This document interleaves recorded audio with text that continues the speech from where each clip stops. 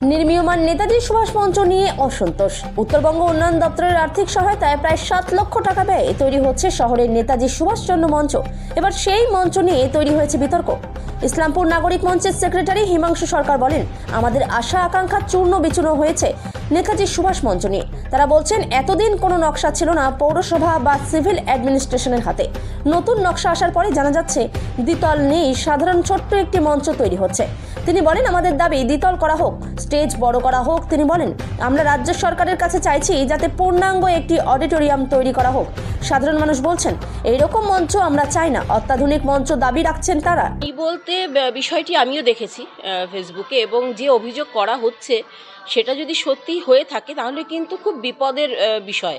কারণ এত বছর আমরা অপেক্ষা করেছি একটি অডিটোরিয়ামের জন্য, এবং এর অল্টারনেট যেটা মুক্তমঞ্চ করে দেওয়া হয়েছিল, সেটা মুক্তমঞ্চ তো আসলে অডিটোরিয়ামের অল্টারনেট হতে পারে না।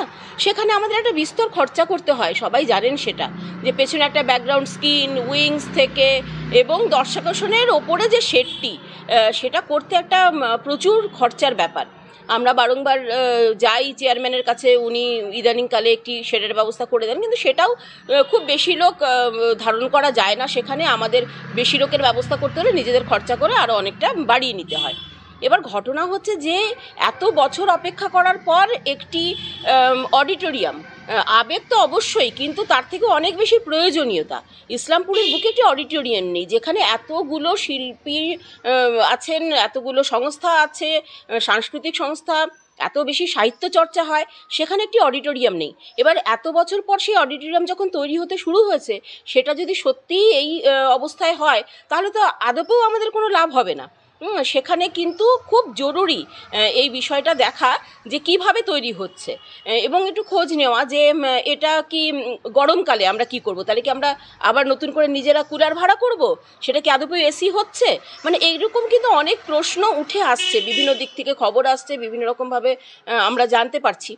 কিন্তু এটার সত্যতা যাচাই হওয়া দরকার। প্রশাসনের কাছে আমরা আবেদন রাখবো, এটা সত্যতা যাচাই করুন। কতগুলো দর্শক আসন হচ্ছে, দোতলা হচ্ছে কি না, গ্রিন রুমের কি ব্যবস্থা, রেস্টরুমের কি ব্যবস্থা, সেখানে কতজন শিল্পী একত্রে তৈরি হতে পারবেন, সাজসজ্জার বিষয়টা সবটাই আছে।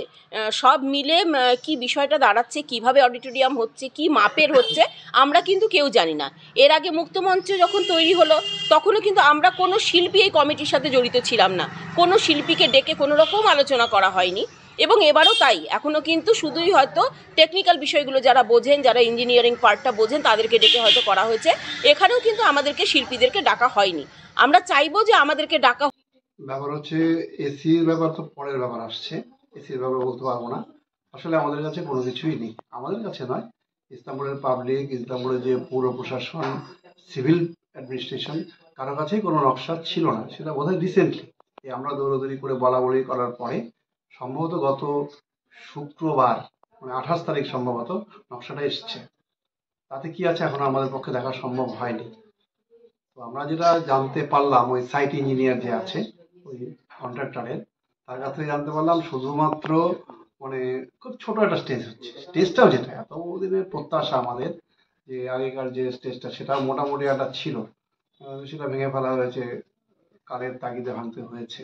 কিন্তু আমরা একটা প্রত্যাশা করেছিলাম যে বড় একটা, ভালো একটা আধুনিক শুধু না, অত্যাধুনিক একটা স্টেজ হবে, ইসলামপুরের একটা গর্ব হবে, ইসলামপুরের বিভিন্ন অনুষ্ঠান করার সহায়ক হবে।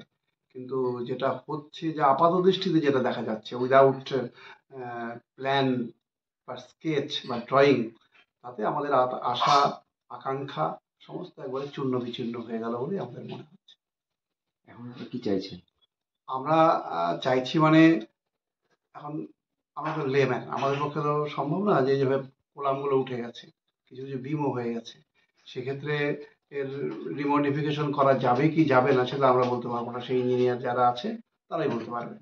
স্থানীয় ইঞ্জিনিয়াররা আছেন, এনবিডিটির ইঞ্জিনিয়ার আছে, মিউনিসিপ্যালিটির ইঞ্জিনিয়ার আছে, তারা বলতে পারবে। আমরা চাইবো যে অ্যাকোমোডেশন যেটা করা হয়েছে মাত্র 435, আরে 535, এটা একটা হলের পক্ষে অনেক অনেক কম। ইসলামপুর একটা গুরুত্বপূর্ণ মহকুমা শহর, বিভিন্ন অনুষ্ঠান এখানে হয়, শুধু তো সাংস্কৃতিক অনুষ্ঠান নয়, রাজনৈতিক অনুষ্ঠান আছে, সরকারি প্রোগ্রাম আছে, বিভিন্ন অনুষ্ঠান হতে পারে। সেক্ষেত্রে অন্ততপক্ষে 750 থেকে 1000 অ্যাকোমোডেশন হওয়া প্রয়োজন। সেটা করার জন্য একটা ওই কি বল ব্যালকনি করা যেতে পারতই। এটা কেন এলো না মাথায়? কারা করেছে কাজ, কিভাবে করলো? এটা মানে আমাদেরকে তুষ্ট করার জন্য জাস্ট এটা মাথায় আসবে। একটা ব্যালকনি থাকবে না? একটা ব্যালকনি হলে তো আরো তোমাকে 150-200 লোকের আরো করা যেতে পারতো। 550টা অ্যাটলিস্ট 750 হতে পারতো। এটা আমাদের একটা দাবি যে এটা এখনো করার স্কোপ আছে বলে আমাদের মনে হয়। আমি একজন ইঞ্জিনিয়ারের সঙ্গে কথা বলেছিলাম, তারা বলছেন যে করা যেতে পারে। একটা জয়েন্ট ভেরিফিকেশন ছিল, আমাদের এসডিও ম্যাডাম ছিলেন অঙ্কিতা আগরওয়াল, আমিও পৌরসভার পক্ষ থেকে আমি ছিলাম, এনবিডিডিরও অ্যাসিস্ট্যান্ট ইঞ্জিনিয়ার এনবিডিডির লোক আসছিলেন। তো ওখানে এসডিআইসিও যিনি মহকুমা তথ্য সাংস্কৃতিক অধিকারী উনি উপস্থিত ছিলেন, আমাদের ভাইস চেয়ারম্যানও ছিলেন ওখানে। তো গোটাটাই আমরা ঘুরে আমাদের যেটা মনে হলো যে বালকনিটা দরকার ছিল, কিন্তু ওনারা বললেন যে বালকনি এখন আর সম্ভব না, যেহেতু ড্রয়িংয়ের মধ্যে বালকনিটা নেই, যতটা স্পেস ছিল স্পেসটা কিছুটা বাড়ানো হয়েছে। তো আমরা যখন স্টেজের দিকে গেলাম তখন আমাদের মনে হলো যে স্টেজটা একটু ছোট আছে। তখন বলা হলো যে স্টেজটাকে বাড়িয়ে দেন, ওনার পিছনে যেটা রাস্তার জন্য যে জায়গাটা ওনারা রেখেছিলেন স্টেজের পিছনে, সেটাকে বলা হয়েছে যে সেটা আপনি ব্যাক সাইডে করে দেন, কারণ পিছনে আরও কিছু জায়গা বাকি আছে। তো সেখান থেকে যদি রাস্তা করে দেওয়া হয় তাহলে স্টেজটা একটু বড় হয়ে যাবে। আর পাশাপাশি পার্কিংটা নিয়ে আলোচনা হলো। পার্কিংটা পাশে যে জায়গাটা আছে ওনারা বললেন যে পার্কিংয়ের টেন্ডারটা ওই জায়গাটা আমরা ভ্যাকেট করিয়ে দেবো, তাহলে ওখানে পার্কিংয়ের অ্যারেঞ্জমেন্টটা হয়ে যাবে। নাগরিক মঞ্চের পক্ষ থেকেও ইতিমধ্যে সিটিং ক্যাপাসিটি কমানো হয়নি, বালকনিটা কমানো হয়েছে, সিটিং ক্যাপাসিটিটা বেড়েছে আগের থেকে। 535টা সিট ক্যাপাসিটি হচ্ছে। যেহেতু ব্যালকনির কোনো প্রভিশন রাখেনি বলে আমরা বলেছিলাম যে স্টেজটাকে আরেকটু বড় করতে, কারণ স্টেজটা লেন্থটা ঠিক আছে কিন্তু ব্রেথটা কম ছিল।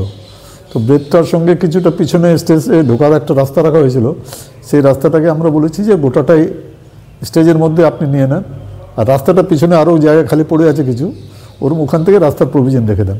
তো সেটা ওনারা বলেছেন যে আমরা আলোচনা করছি, আমরা গিয়ে ওখানে ওনাদের যে ঊর্ধ্বতন কর্তৃপক্ষ আছে ওনাদের সঙ্গে আলোচনা করে সিদ্ধান্ত নিয়ে আমাদেরকে জানিয়ে দেবে।